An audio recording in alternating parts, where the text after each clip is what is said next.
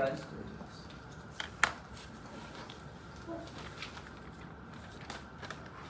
Check na, sir.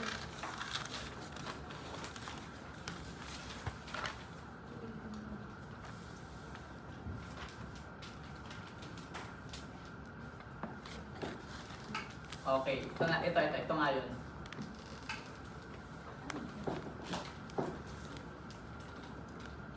So, kapag unguaranteed ang residual value, parang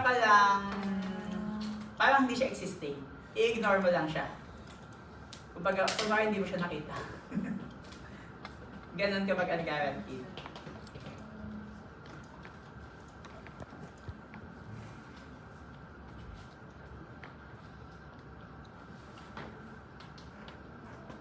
Okay? Okay na dito? Discuss natin itong kasunod, unguaranteed residual value.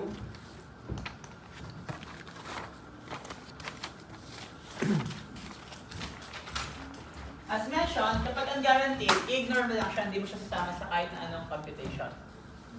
So dito, meron kang dalawang amount. Yung unang amount mo is yung 600,000 annual rental payment to be paid every December 31. So itong end of the year to. Hindi siya advance. Okay? The list contains neither a transfer title to the lessee nor a purchase option.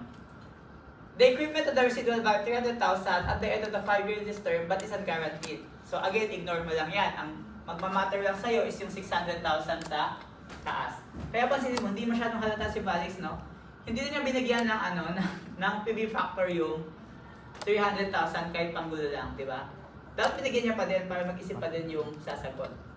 Okay, pero dahil ang binigay lang yung PV factor ay yung 3.6, yung para dun sa recurring payment, alam mo na agad na hindi isasama yung isa, yung single payment lang.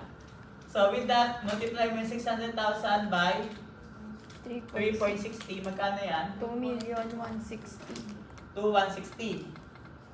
Yan na yun, yan na yung wawa mo. Okay. Debit wawa.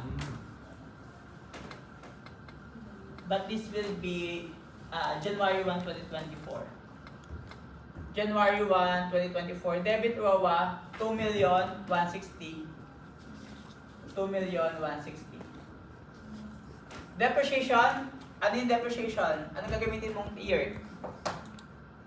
4 year o 5 year o 8 years?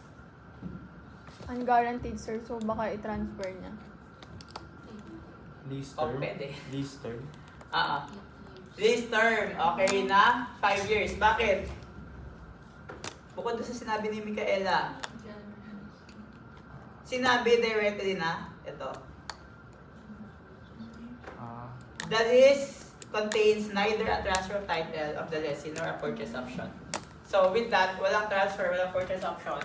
You will use the 5 short years. term between the lease term and the useful life. So in this case, lease term. Divide mo to by 5. 432,000. Okay? Next, gawa ka na ng amortization schedule. Di ba madali lang kapag unguaranteed? Parang fixed rental payment lang, walang ibang given. Pero may times na pinagsasama-sama yan ha. May initial direct cost, may lease incentive, tapos may guaranteed. Okay, dapat alam yung gagawin ha. Siguro sa exam ganyan. Hindi naman ako ganun kasama. Payment, interest, principal. Tapos may kasamang bonds payable. Principal, Pati carry puto balance. cheese. January 1, 2024, 2,160. Tapos payment December 31, December 31. Ilang years? 5 years, no? Magkano? 600,000. Okay.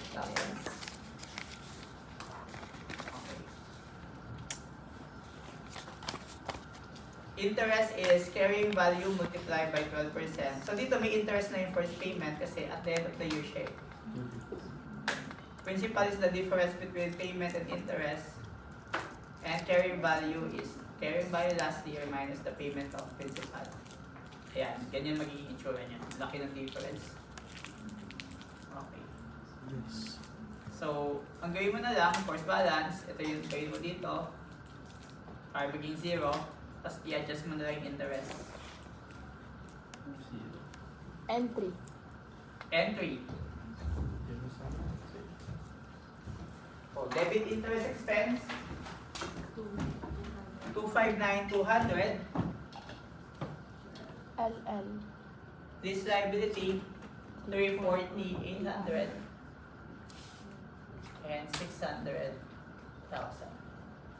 Just repeat these entries for the next 4 years pa. Ito December 31, 2024 to So you will repeat the entry for December 31, 25, 26, 27, 28. You will just change the amount of interest expense and this liability.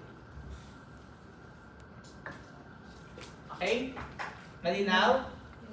So di ba madali lang kapag unguaranteed. Kahit sa depreciation, di mo siya pinansin, di ba? Hindi mo siya binaynos sa right of use asset. So okay na tayo dito.